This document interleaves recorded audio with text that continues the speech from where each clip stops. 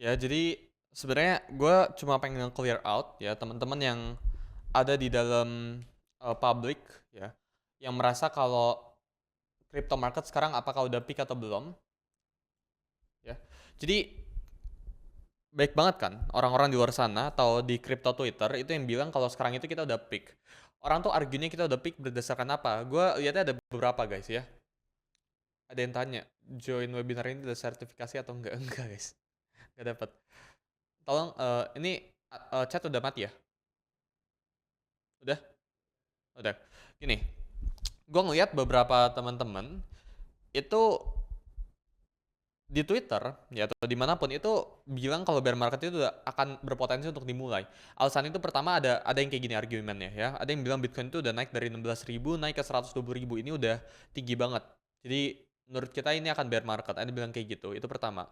Jadi naiknya udah ketinggian, naiknya udah 600%, udah 7 kali lipat. 6 atau 7 kali lipat sekitar segitulah.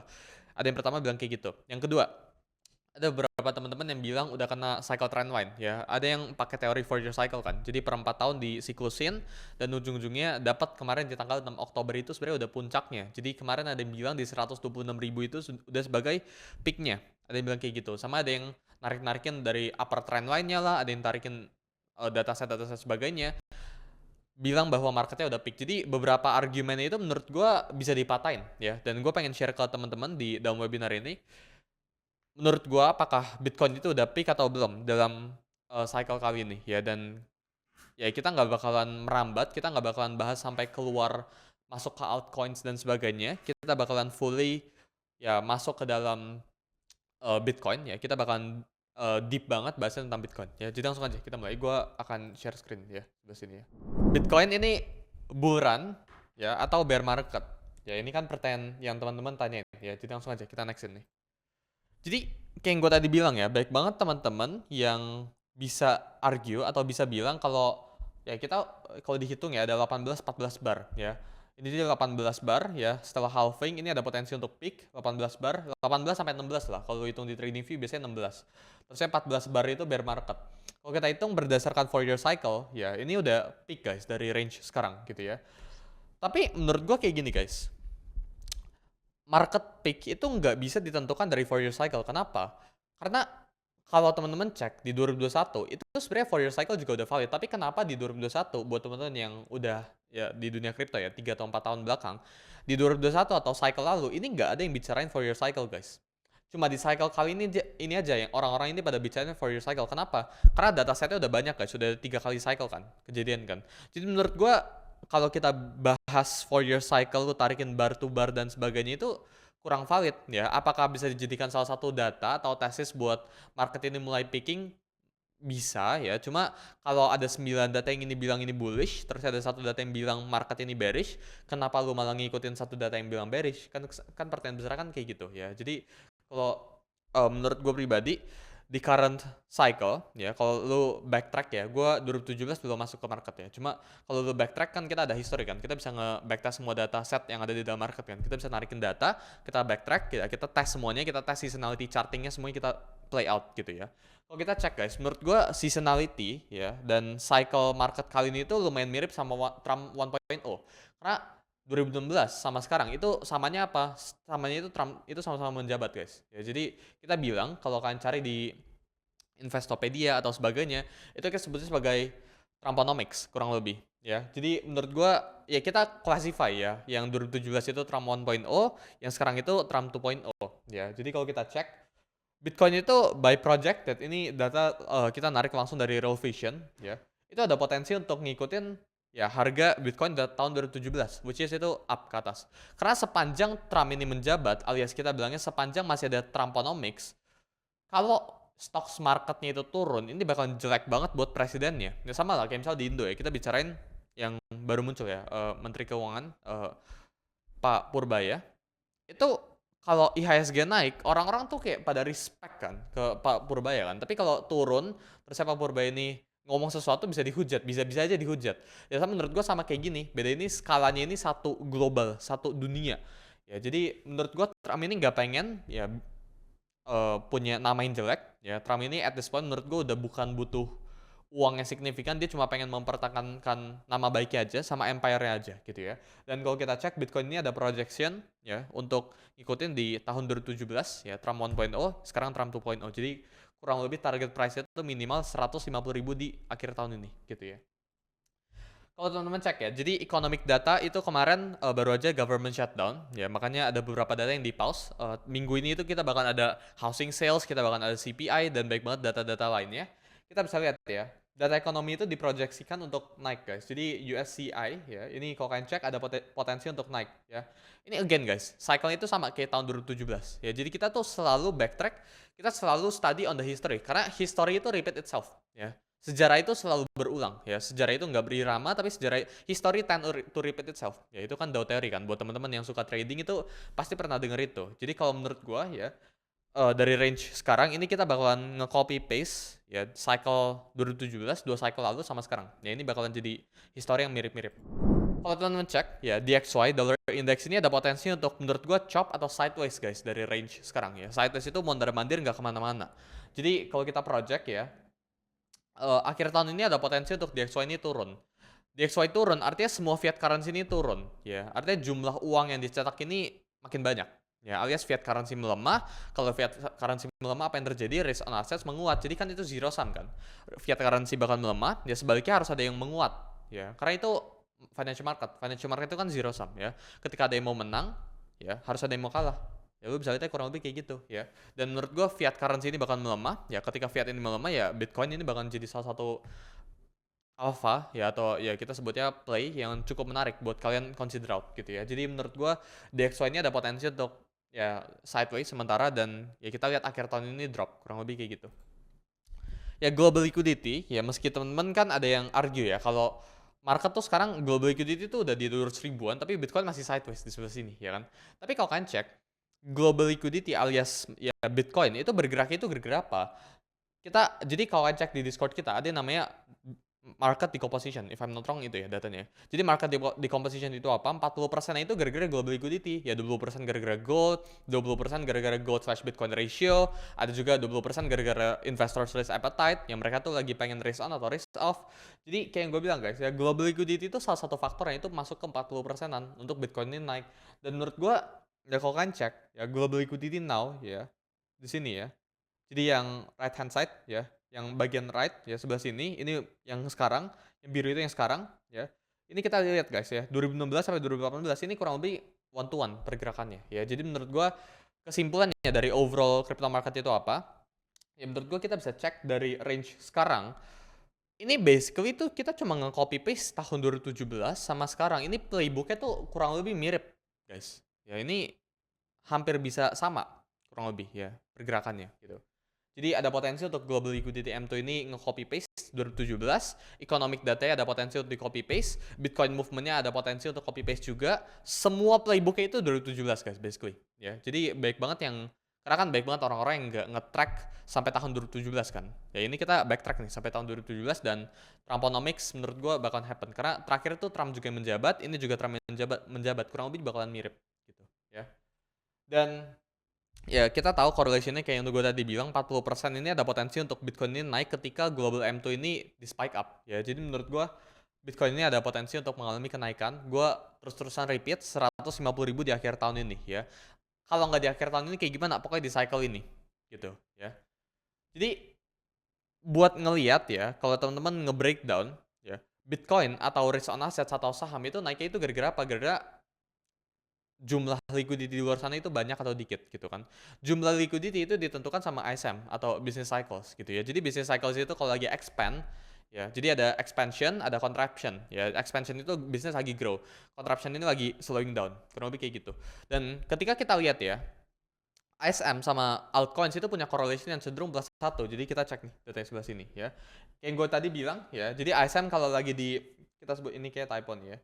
Oh enggak typo nih, ada sebelah sini ya. Jadi kalau ISM itu lagi indikator guys ya, indikator ISM itu lagi di atas 50, ini bisnis itu lagi expand ya. Tapi kalau ISM itu di bawah 50, kita bilangnya bisnis lagi slowing down gitu ya. Jadi kalau lagi di bawah 50 ini kita bisa bilangnya recessionary ya, atau contraction ya. Tapi kalau lagi di atas 50, kita sebutnya sebagai expansion gitu ya. Jadi kalau kita cek guys ya, 80% dari economic data sekarang yang available itu nunjukin bahwa Bitcoin, sorry, bisnis sekarang itu lagi dalam di area buat expand guys ya. Bisnis itu lagi potentially buat expand dari range sekarang. Artinya apa?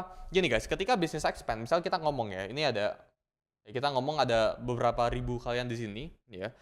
Ini ada yang buat bisnis, kalau kalian buat bisnis, otomatis lu jual ke orang, ketika lu jual ke orang, apa yang terjadi? Ekonominya muter, guys, ya. Ketika misal gua jual cup kayak gini, sesimpel kayak gini, ini kan ada yang beli. Ya, ketika ada yang beli kan ada spending happen, dapat pajak, pokoknya muter, guys, ekonominya muter, gitu. Dan lu ketika buat bisnis, kan lu juga hiring karyawan, kan? Ya, karyawannya dapat apa? Dapat gaji. Gajinya dipakai buat apa? Buat investasi. Jadi, bisnis ketika expand itu positif, guys, buat market crypto. Tapi ketika bisnis itu nggak expand, ketika bisnis itu turun, apa yang terjadi ke market crypto? Ya, misal gue awalnya punya bisnis ya, gue jualan cup ini. Ya, terusnya tiba-tiba gue tutup bisnis gue. Ya, awalnya gue ada 10 karyawan, gue PHK semua 10 karyawan. Bisnisnya alias ekonomi itu bahkan macet. Gitu ya. Jadi, kalau kita lihat 80% dari ekonomi di dunia sekarang itu lagi expansion ya, ngalamin itu expansion bisnisnya, dan ini sifatnya itu lagging guys, bukan berarti kalau detik ini ISM-nya langsung di atas 50 atau bisnis expand detik ini juga ya market crypto bakal langsung bullish, nggak kayak gitu juga. Karena misal kayak gini, gue buat bisnis kayak jualan plastik cup kayak gini ya, terusnya nggak berarti besok juga gue langsung hiring 10 orang dong, nggak berarti besok juga gue langsung kasih mereka gaji dong, sesimpelnya kayak gitu kan. Nggak juga setelah mereka dapat gaji mereka langsung investasikan dong, kan itu butuh stepnya guys. Ya, jadi yang kalian perlu pahamin sini menurut gua, ini lagging indicator menurut gua ya. Sama kayak uang loh. Money is always a lagging indicator kan dari segalanya kan. Jadi 80% dari ekonomi dunia itu lagi expansion sekarang, bisnis itu lagi expand gitu. Dan kalau kita taruh guys ya, ini ISM potentially to rise ya in the next 9 month ya. Ada potensi untuk ya kalau kita match ya economic datanya sama ISM-nya, ini ada potensi untuk naik 9 bulan ke depan ya. Jadi menurut gua dari range sekarang 9 bulan ke depan itu quite of bullish ya. Jadi kenapa dari kemarin gue bilang ada potensi untuk pertengahan di 2026 buat marketnya nge-peak ya gara-gara ini jawabannya gitu ya. Nah, kalau kita cek ya, jadi ETH/Bitcoin ratio itu kan bisa menandakan potensial untuk altcoins itu rally. Kenapa? Karena ketika Ethereum itu berhasil outperform Bitcoin, apa yang terjadi? Ya, ekosistemnya bakalan grow, ya Bitcoin ini bakalan slowing down, bahkan capital rotation bakalan pindah. Sama kayak misal gold/Bitcoin.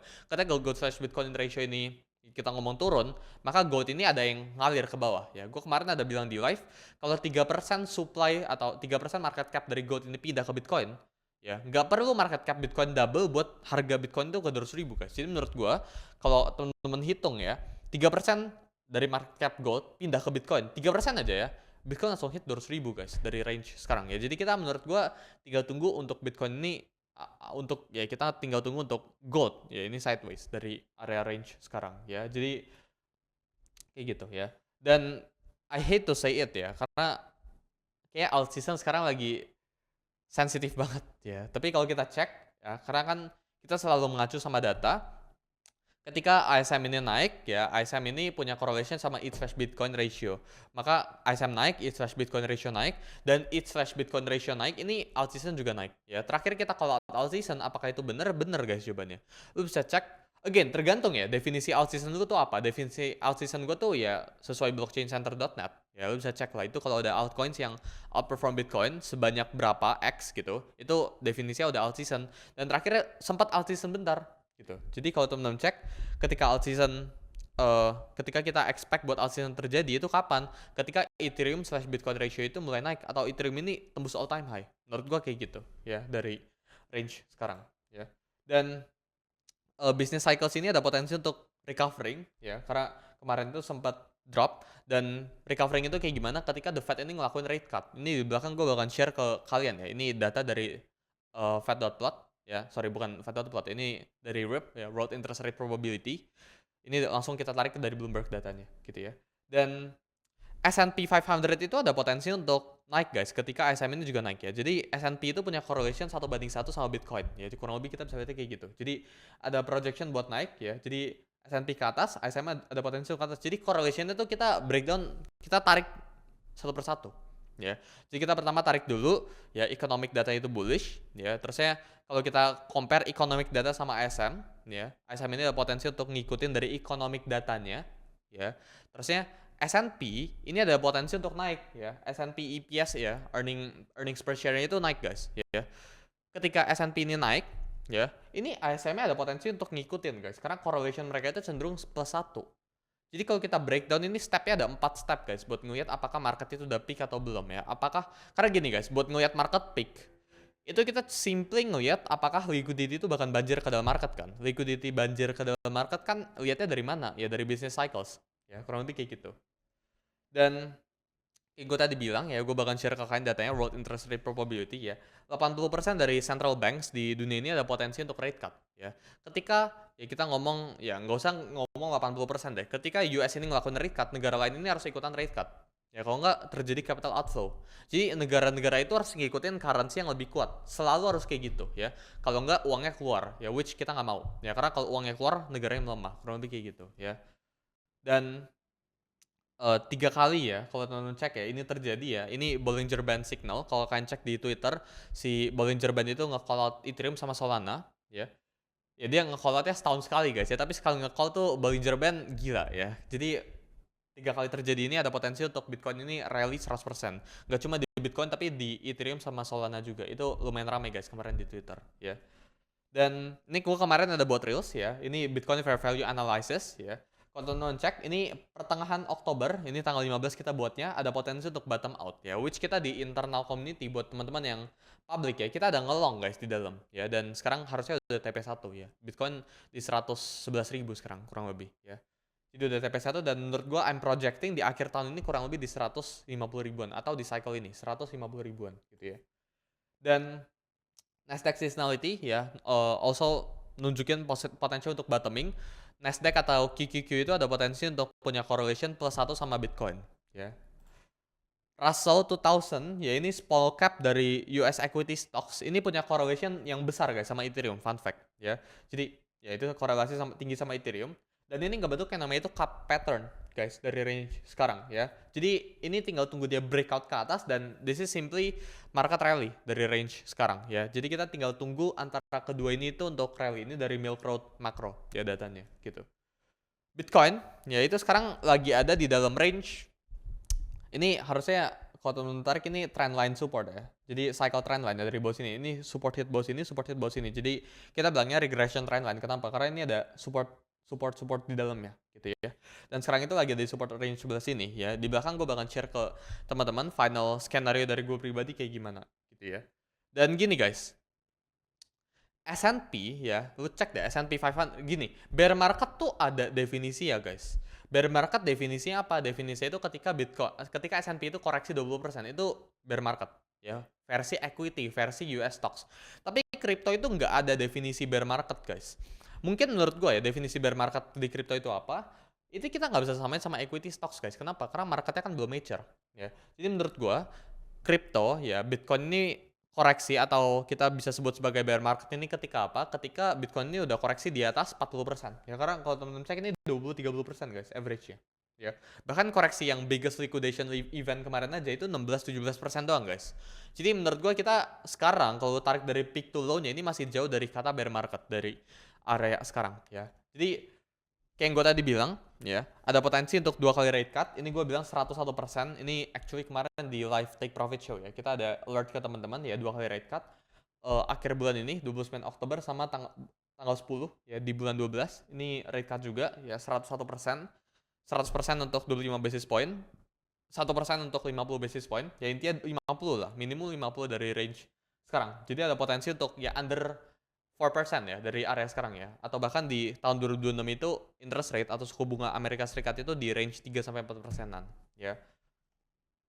Ini guys ya mungkin yang kalian tunggu-tunggu ya. Jadi kalau kita perhatiin, ini kelihatan nggak dari sini? Nah ya. Jadi final skenario dari gue pribadi, Bitcoin bull atau bear market skenario. Kita tuh sekarang lagi ada di dalam trendline yang cukup kuat ya. Gue pribadi lebih condong ke bullish ya. Jadi kita tuh selalu harus breakdown market kan dalam probability kan. Karena nggak ada, nothing is 100 certain kan. There can be kayak selalu bisa happen black swan events kan. Kayak kemarin market yang nge-week ke bawah kayak gitu kan itu black swan ya. Nggak semua orang tahu. Nggak ada yang tahu Trump itu bahkan tiba-tiba marah-marah gara-gara China itu terapin notice baru ya, rare earth minerals, terus tiba-tiba Trump ngebuat tweet marah-marah, marketnya langsung nge-liquidate baik banget semua orang, 19 billion, largest liquidation event ever ya. Terusnya tiba-tiba marketnya naik lagi. Jadi menurut gue dari range sekarang ini trendline yang cukup kuat, 85% chance buat terjadi bounce ya dari area range sekarang ya, dan 15% chance untuk bear market ya. Jadi kalau tarik 71 ribu sampai 76 ribu guys untuk potensial untuk bottom ya bottom out dari range sekarang ya. Pastiin buat teman-teman ini selalu pantengin Discord community kita guys ya, yang ada di Discord gratis ya. Jadi lu bisa cek ke discord.gg/witsuli ya, ini pure 100% gratis. Hari ini kita bakal share ke kalian ya weekly market wrap-nya tanggal 20 nanti. Kurang lebih kayak gitu ya. Ini hari ini guys, harusnya bakal di-share. Jadi buat lu yang belum gabung, ini 100% gratis ya. Lu bisa langsung gabung ya. Gua pengen buka komen ya guys. Gua pengen jawab beberapa pertanyaan dari kalian, coba guys. Cara analisa market yang akurat, bisa long, kadang kalau pakai indikator atau teknik apa saat kita lakukan terkadang tidak bisa valid. Gini, nggak ada 100% guys ya. Jadi ketika lu analisa, terus lu bisa dari 10 kali lu analyze the market, atau enggak, lu 100 kali trade nih. Ya lu open close semua 100 kali. Ya 70 kalinya lu menang, 30 kali lu end up profitable. Terus lu pengen ubah lagi sistem lu. Menurut gue itu klise guys, itu aneh gitu. Lu udah jelas-jelas tahu, gini guys, give up for perfection. Lu nggak bisa jadi perfect di dunia finance. Lu nggak bisa punya 90 dari 100, lu nggak bisa punya 100 dari 100. Ya jadi kalau lu udah at least profitable aja, ya lu tinggal jalanin apa yang lu punya. Jim Simmons itu winning rate-nya 50,0% guys. 50,5% sorry. Ya jadi 0,5 H dia. Tapi dia end up ngasilin berapa persen per tahun? 66% guys. Ya jadi menurut gua nothing to worry about sih guys ya. Dan tanggapan tentang potensi US shutdown. US shutdown itu nggak ngaruh ke crypto market guys. Ya karena itu cuma penundaan economic data aja. Jadi nggak ngaruh. Sampai jumpa di webinar berikutnya. Bye guys.